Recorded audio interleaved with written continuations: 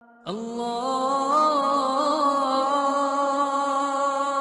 اکبر اللہ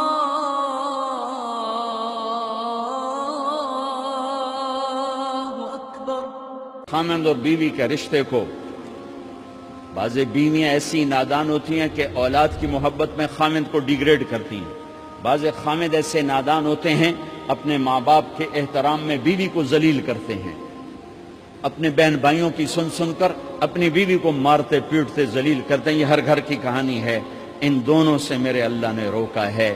خامند اپنی بیوی کو سب سے زیادہ عزت دے، بیوی اپنے خامند کو سب سے زیادہ عزت دے۔ حقوق میں سب سے بڑا حق اب خامند اور بیوی کا ایک دوسرے کے ساتھ جوڑا گیا ہے کہ ان سے نسل چلنی ہے، ان سے نسل چلنی ہے۔ آپ حیران ہوں گے، بیوی کے ذمہ خامند کی روٹی پکانا شریعت نے نہیں لگایا، تو خامند کے ماں پیو کی روٹی کیسے ذمہ ہوگی؟ خامند کے بہن بھائیوں کی روٹی کیسے ذمہ ہوگی؟ کتنی بہنوں نے گھر اجاڑ دیے بھائیوں کے، کتنے ساس سسر نے اپنے بیٹے کے گھر اجاڑ دیے۔ یہ چاروں طرف پھیلی ہوئی کہانیاں بتا رہا ہوں، کوئی خواب نہیں سنا رہا ہوں، کوئی باہر کی زندگی نہیں بتا رہا ہوں کہ جوائنٹ فیملی سسٹم بہت اچھا ہے اگر شریعت کا پتہ ہو، اور بہت برا ہے اگر شریعت کا پتہ نہ ہو۔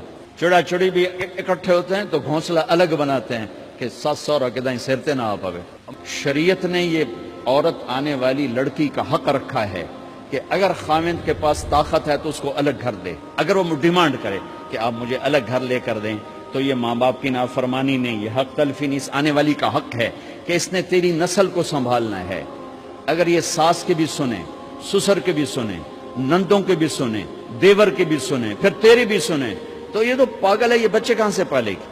یہ بچوں کی تربیت کب کرے گی؟ یہ تو دن کو روئے گی کہ ساسا آکھے، رات کو روئے گی سو رہے آکھے، اگلے دن آکھے گی میں نے تو تیری بہن ہے آکھے ہے۔ تو اس کو تو بچے پالنے کا وقت نہیں۔ ہماری نسل کیوں برباد ہو گئی کہ ماؤں نے اپنی ڈیوٹی چھوڑ دی ہے۔ 3 سال کا بچہ سکول میں ڈالنے لے بلا سکول والوں کیڑی فکر ہے، انہوں نے پیسے لے کے انہوں کھڈاونا۔ میرے نبی نے کہا 7 سال تک تو نماز بھی نہ کہو، گلے سے لگا کے رکھو۔ 7 سال تک نماز بھی نہ کہو، بس اس کو قریب کرو قریب کرو قریب کرو، 10 سال میں جا کے نماز کہو۔ 3 سال کے بچے کو ڈالتے ہیں سکولوں میں، اس کے لاشعور میں ماں باپ سے نفرت پیدا ہو جاتی ہے۔ یہ میری اب بیتی ہے، اللہ نے مجھے تبلیغ میں لگا دیا تو شریعت پڑھنے کے بعد اللہ نے میرا سر جھکا دیا، ورنہ میں تو بالکل باغی ہوتا۔ تو میرے نبی فرما رہے ہیں 7 سال تک نماز بھی نہ کہو، بس سینے سے لگا کے رکھو تاکہ تمہاری صفات منتقل ہوں اور تمہاری محبت ان کے اندر منتقل ہو۔ تو جب بیوی پر پورے گھر کا بوجھ پڑ گیا تو وہ اپنے بچوں کو کب پالے گی اور بچوں کی کب وہ تربیت کرے گی؟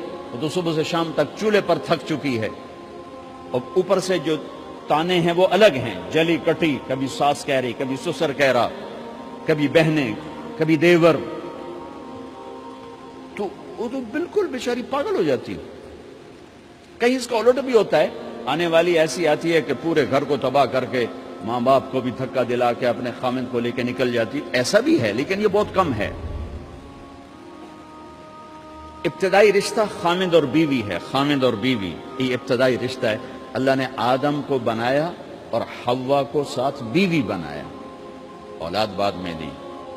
اور ایک اور بات، آدم کو بنا دیا مٹی کا پتلا کٹھا کر کے، مٹی کٹھی کر کے پتلا بنا دیا، 40 سال کے بعد روح ڈالی، چل بھائی جا جنت، اور اکیلے بھیج دیا، بیوی نہیں دی۔ حالانکہ اللہ چاہتا تو ساتھ ہی حضرت حوا کی مٹی کا ڈھیر بھی لگا دیتا، اس کا پتلا بھی تھپ دیتا، فرشتوں سے تھپوا دیتا، اور پھر 40 سال کے بعد دونوں کو کٹھا جنت میں ڈالتا۔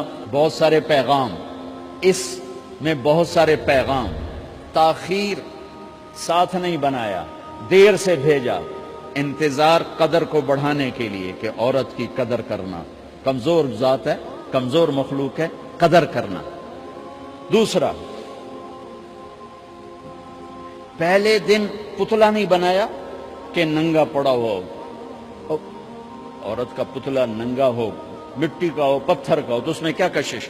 تو ان مرد کے لیے کشش کوئی نہیں، تو فرشتوں کو کیا کشش تھی؟ پہلے دن سے عورت کو پردے میں بنایا، بے پرد نہیں کیا، بے پرد نہیں کیا، اس کا پتلا نہیں بنایا، اسے ننگا نہیں چھوڑا۔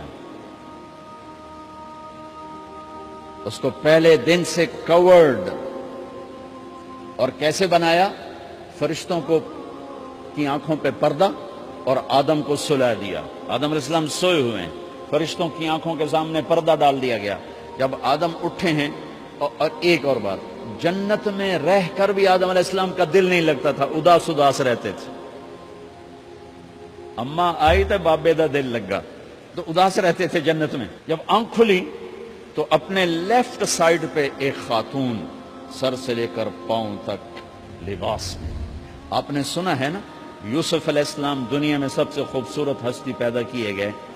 یہ مردوں میں، عورتوں میں سب سے خوبصورت حضرت حوا کو پیدا کیا گیا۔ کون ہے؟ کہتے ہیں اللہ کی آدم تیری بیگم، کون ہے تیری بیگم؟ نکاح پڑھایا، پھر کہا آدم مہر ادا کرو۔ تو انہوں نے پوچھا کیا مہر دوں؟ تو وہاں تو سونا چاندی ڈھیر لگے پڑے تھے۔ اللہ تعالیٰ کہتے دا من سونا چاہ کے دے دے۔ میرے اللہ نے کہا تیری نسل میں میرا آخری حبیب آنے والا ہے، اس پہ ایک دفعہ درود پڑھ دے، یہ مہر ہے۔ سیدھے ہاتھ میں برکت ہے، پیدا کیا الٹی طرف سے۔ الٹی طرف سے کیوں پیدا کیا ہے؟ کہ الٹی طرف دل ہے، اور دل کے نیچے جو پسلی ہے وہاں سے پیدا کیا۔ اس میں پیغام کیا دیا کہ عورت جس روپ میں ہو، پہلا روپ اس کا بیوی بنا، پھر وہ ماں بنی، پھر اس آگے بیٹی کا روپ ہے، پھر بہن کا روپ ہے، پھر خالہ ہے، پھوپھی ہے، دادی ہے، نانی ہے، ساس ہے۔ جس روپ میں بھی عورت ہے اس کو دل کے قریب جگہ دو۔ یہ دل کے نیچے سے پیدا کرنے میں یہ پیغام دیا گیا ہے، اسے ذلیل نہ کرو، اسے خوار نہ کرو، اسے بے عزت نہ کرو، اس پر شدت نہ کرو۔ تو پہلا بنیادی رشتہ خامند اور بیوی ہے، اور آخری رشتہ بھی خامند اور بیوی ہے۔ لیکن اس وقت ہمارے معاشرے میں خامند سے زیادہ اس کے ماں باپ حق جتلاتے ہیں، خامند سے زیادہ اس کی بہنیں حق جلاتی ہیں، خامند سے زیادہ اس کے رشتہ دار حق جتلاتے ہیں، اور جھوٹی سچی شکایتیں لگا کر بیوی سے متنفر کرتے ہیں، اور کہیں بیوی کو خامند سے متنفر کرتے ہیں، آپس میں لڑائی لڑا کے پھر خوش ہوتے ہیں۔ میرے نبی سے پوچھا جائے یا رسول اللہ آپ کو سب سے زیادہ کس سے پیار ہے؟ تو آپ نے کہا عائشہ سے۔ اللہ، وہ جھینپ کے کہنے کے نہیں، میں پوچھ رہا ہوں لوگوں میں آپ کو کس سے زیادہ پیار ہے؟ تو آپ کہتے ابو بکر سے۔ تو آپ نے پھر کہا ابوہا، مجھے عائشہ کے باپ سے زیادہ پیار ہے۔ پھر پہلے عائشہ کا، تو پھر کہتے ابو بکر۔ تو آپ نے کہا نہیں، ابوہا، مجھے عائشہ کے باپ سے سب سے زیادہ پیار ہے۔ یہ آپ کو میسج دیا ہے کہ گھر کی زندگی کیسے ہوتی ہے، کوئی عشق نہیں چڑھا ہوا تھا، میسج دینا۔ ہم عائشہ چھوٹی عمر کی تھیں، ان کو آٹا گوندھ کے دیتے تھے، آٹا گوندھ کے دیتے تھے، پھر جب ان کو آٹا گوندھنا آ گیا پھر چھوڑ دیا، پھر ان کو سامنے بٹھا کر لقمے پر سامنے بٹھا کر لقمے بنا کے کھلاتے تھے۔ پھر ہم عائشہ رضی اللہ تعالیٰ عنہ کوئی گوشت کا ٹکڑا، وہاں بڑے بڑے گوشت کے ٹکڑے پکائے جاتے تھے، تو کوئی گوشت کا ٹکڑا اٹھایا اور ایسے 2-4 جگہ سے نوچا اور پھر رکھ دیا، سارا کھایا نہیں جاتا تھا، تو اللہ کے نبی اسی کو اٹھاتے اور حضرت عائشہ کو دکھا کر جہاں سے حضرت عائشہ نے نوچا ہوتا تھا وہاں سے یوں کاٹ کے دکھاتے تھے۔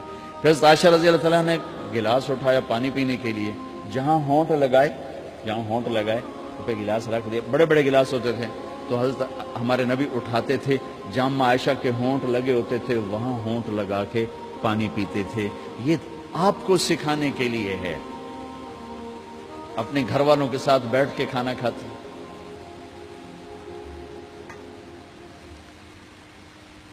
یہ میرے نبی کی معاشرت ہے، یہ میرے نبی کی زندگی۔ گھر میں جھاڑو دیتے، اپنے کپڑے خود دھوتے،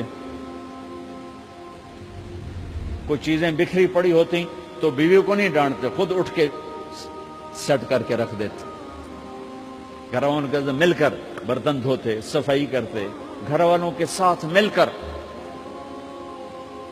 یہ میرے نبی کی ایک خوبصورت زندگی ہے۔ بھائیو بہنوں، ہم بھلا چکے ہیں بیوی کے لیے خامد کو سب سے بڑا حقدار۔ بعض لڑکیاں ایسی نادانی کرتی ہیں کہ شادی کے بعد بھی اپنے ماں باپ کی آنکھ کو دیکھ کے چلتی ہیں. شادی کے بعد سب سے بڑا حق خامند کا ہے. شادی کے بعد سب سے بڑا حق خامند کا ہے.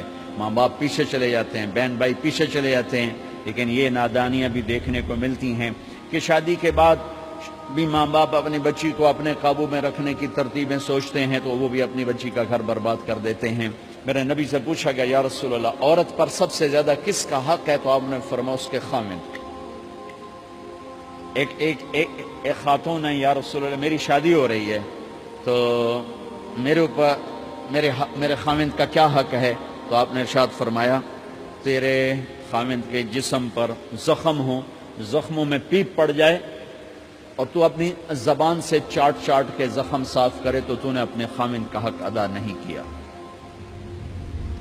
خامند کو سمجھایا کہ سب سے بہترین مسلمان وہ ہے جو بیوی سے اچھا سلوک کرتا ہے, اور میرا سب سے اچھا سلوک ہے اپنی بیویوں کے ساتھ. یعنی قاب قوسین او ادنا آپ کا مقام ہے, اللہ پاک کا دیدار اپنی آنکھوں سے کیا ہوا ہے, اور آپ ہمیں معاشرت سکھا رہے ہیں کہ ایک جہاد کے سفر سے واپس آ رہے ہیں, اما عائشہ ساتھ ہیں, تو آپ نے صحابہ سے کہا بھئی آگے چلے جاؤ, وہ سارے آگے چلے گئے. جب سارے نظروں سے غائب ہو گئے تو آپ نے کہا عائشہ دوڑ لگاؤ گی میرے ساتھ؟ عائشہ نے نہیں کہا, میرے نبی نے کہا دوڑ لگاؤ گی. آج کل کا کوئی علامہ بھی یہ نہیں کرے گا. عائشہ دوڑ لگاؤ گی میرے ساتھ؟ کہا جی لگاؤں گی. تو دوڑ لگائی تو عائشہ فرماتی میں آگے نکل گئی, اللہ کے نبی پیچھے رہ گئے. چاہے آپ جان بوجھ کے آستہ ہوئے ہوں ان کی دلجوئی کے لیے. کچھ سال گزر گئے, پھر جہاد کے سفر سے واپسی ہو رہی ہے تو آپ نے صحابہ سے کہا بھائی آگے چلے جاؤ, تو سارے آگے چلے گئے, غائب ہو گئے. عائشہ دوڑ لگائیں؟ کہا جی لگائیں. تو فرمایا کہ ان دنوں میں ذرا موٹی ہو گئی تھی, جب دوڑ لگائی تو اللہ کے نبی آگے نکل گئے. تو پھر آپ نے کہا عائشہ ہذہ بتلک, عائشہ اب تیرا میرا حساب برابر ہو گیا. اس دفعہ تو آگے نکل گئی, آج میں آگے نکل گیا. یہ میرے نبی کی معاشرت ہے کہ بھری محفل میں کہہ رہے ہیں مجھے عائشہ سے سب سے زیادہ پیار ہے. اور عرب میں عیب تھا, جیسے ہمارے ہاں بھی عیب ہے کہ کوئی بھری محفل میں کہ مجھے بیوی سے سب سے زیادہ پیار. تو تیری ماں کتنے گئی؟ ماں کا اور خانہ ہے, بیوی کا اور خانہ ہے. ماں کی اور جگہ ہے, بیوی کی اور جگہ ہے. تو میں آپ سب سے کہتا ہوں ماں باپ کی وجہ سے بیویوں پہ زیادتی نہ کرو, بیوی کی وجہ سے ماں باپ پہ زیادتی نہ کرو.